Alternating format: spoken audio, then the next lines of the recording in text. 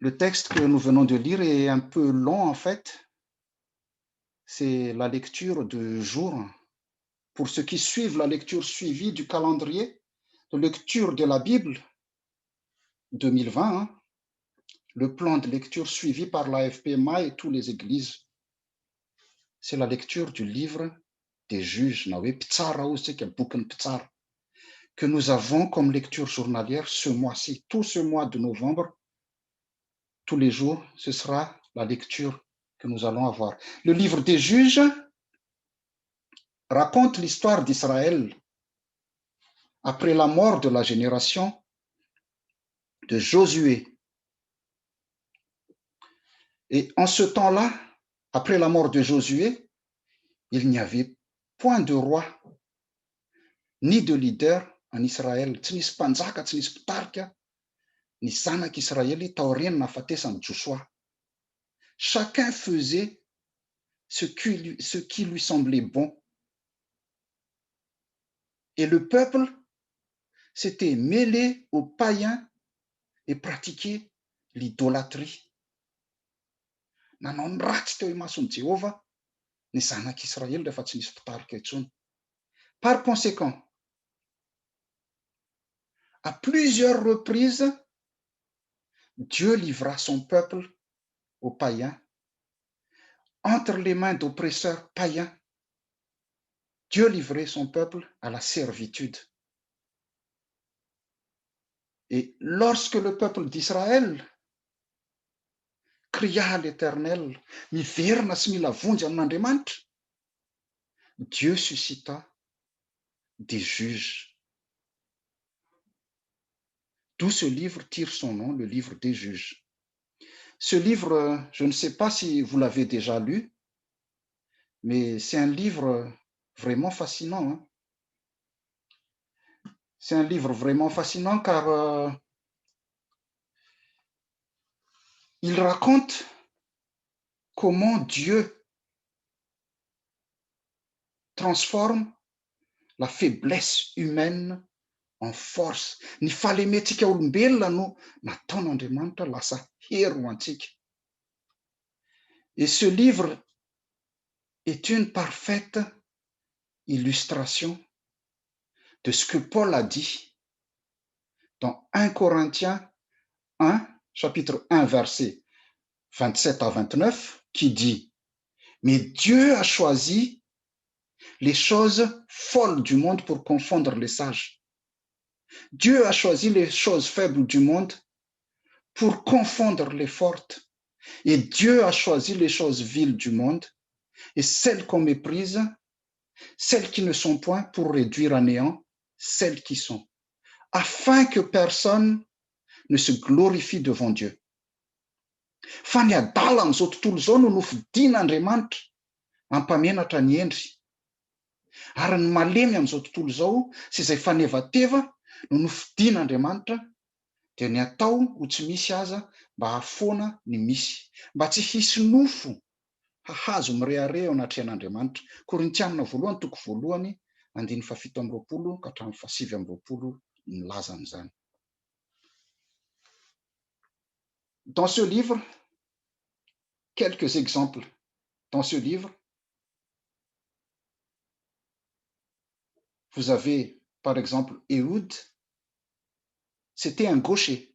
Et à l'époque, la main gauche, même c'est encore valable actuellement, la main gauche en général s'avère plus faible que la main droite.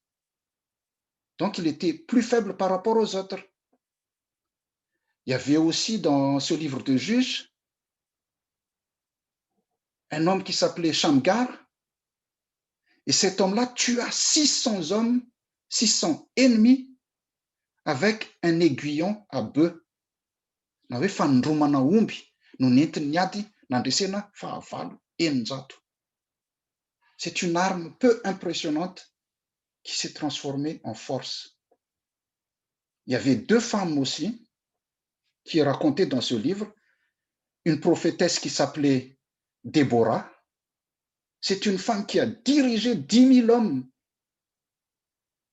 contre des 400 chars de fer de l'armée de Sisera. Il y avait une autre femme qui s'appelle Jaël, qui a tué un chef de guerre seulement avec un pieu attente. Et celui que nous avons aujourd'hui, que nous connaissons tous, il s'appelle Gédéon. Gédéon est un pauvre villageois. Teo ampivelesana vary Gideona no natsoin'Andriamanitra. Gédéon, un pauvre villageois, marcha contre l'ennemi avec une armée que Dieu a réduite de 32 000 à 300 hommes. Et avec des flambeaux, si vous avez bien suivi la lecture tout à l'heure, avec des flambeaux, des trompettes et des cruches en terre cuite comme armes.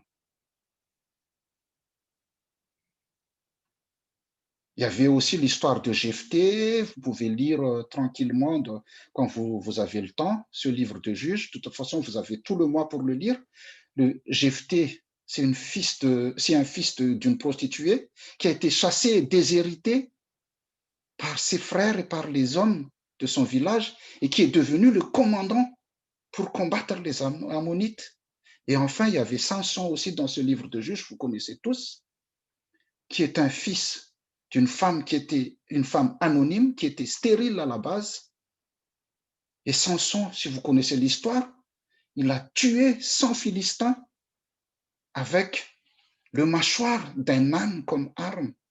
En fait, Dieu a transformé toutes ces faiblesses, les faiblesses de tous ces gens-là, en force. Je reviens dans le texte du jour. Dieu a d'abord réduit l'armée de Gédéon. En premier lieu, il l'a réduit de 32 000 à 10 000, en renvoyant chez eux celui qui est craintif et qui a peur. En fait, Dieu, en faisant cela, confirme ce qui est dit dans Deutéronome 28. C'est une loi que Moïse a prononcée qui dit, y a-t-il un homme qui a peur et dont le courage faiblit?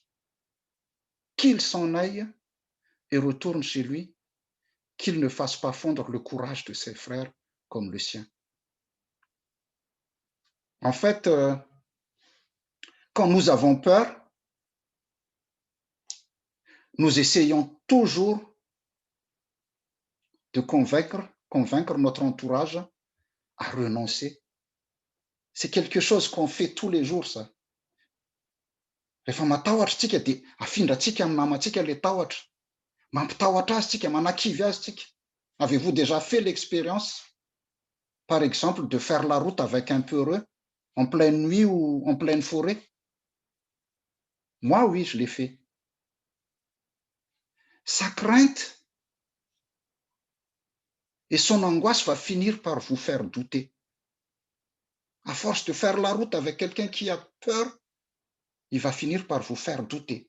Et c'est pour cela que Dieu a renvoyé ceux qui ont peur et ceux qui étaient craintifs. En tant que chrétiens, nous sommes censés nous encourager mutuellement et non le contraire. Amina kristianantsika dia mila mifampihery foana tsika. Mpirahalahy mianala ozy izy ny tenintsika malagasy zay. Izaho tokony, izy heriko.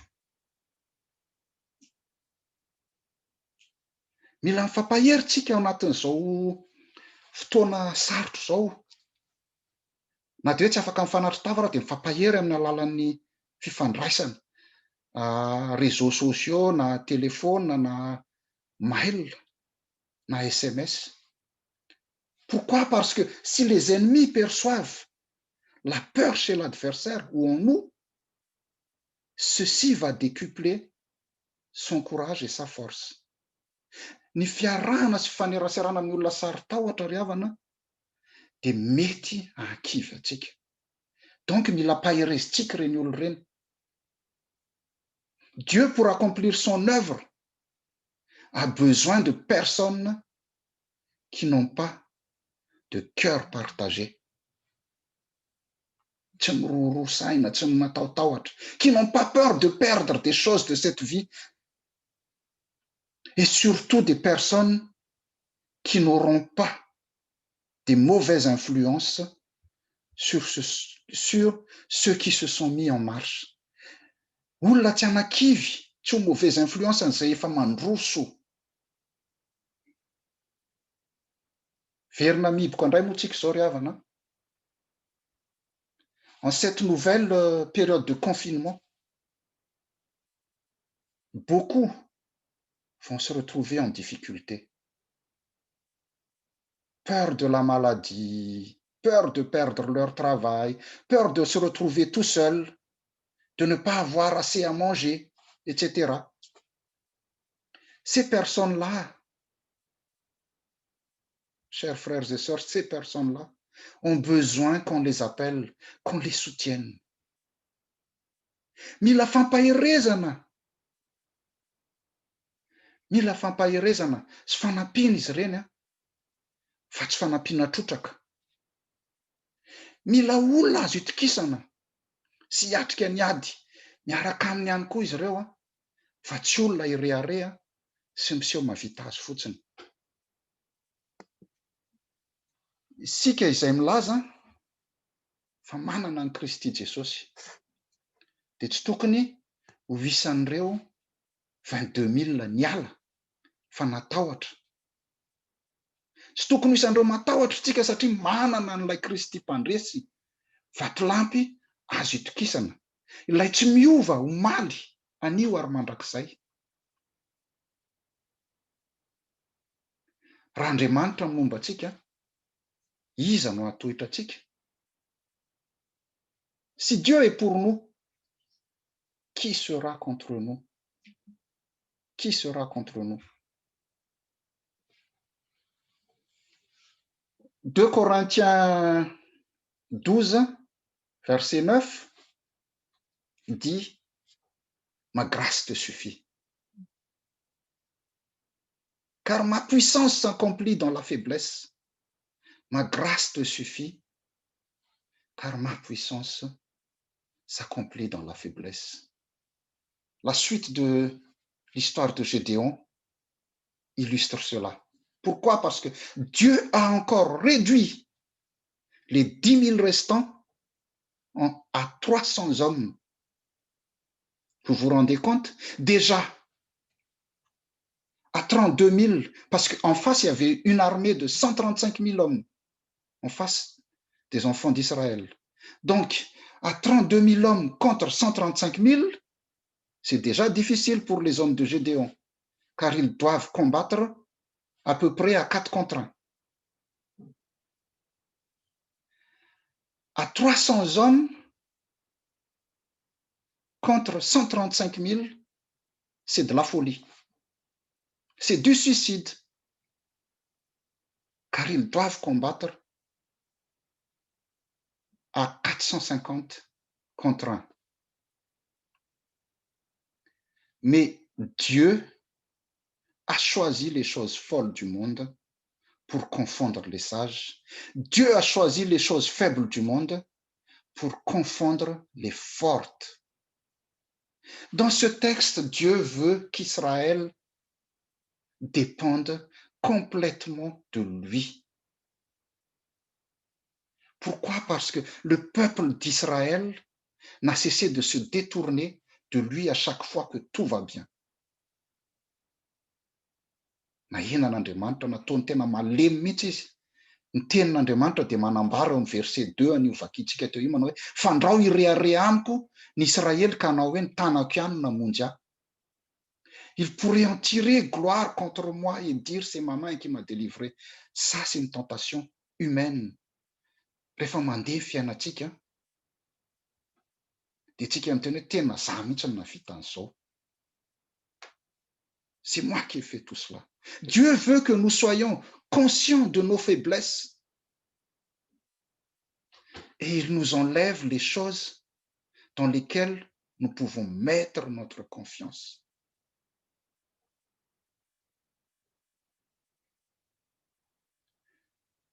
Zay zavatra rehetra mety hankinantsika sy hanankinantsika amin'ny fiainantsika dia esorin'Andriamanitra amintsika daholo. Pourquoi?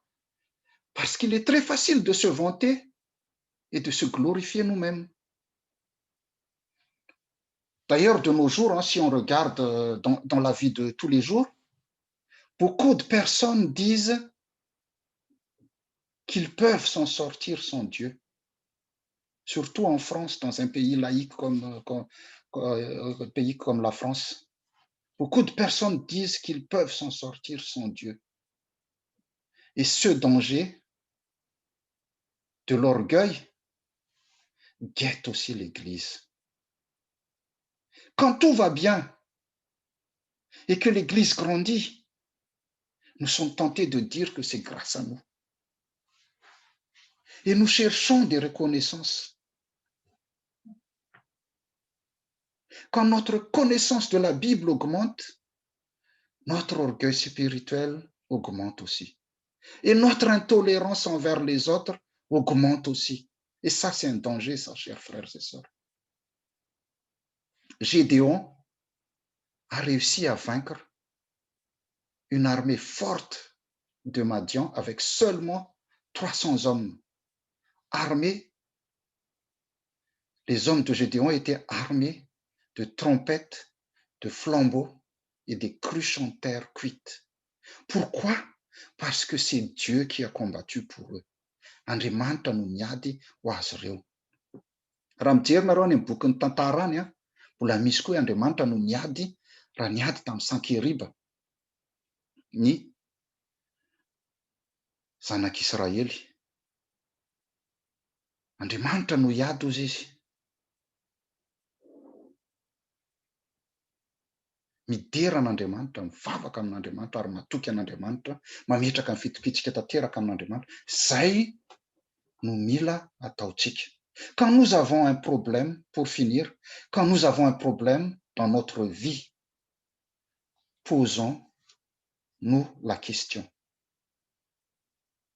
Posons-nous la question quand nous avons un problème dans notre vie où nous affrontons un souci ou un obstacle.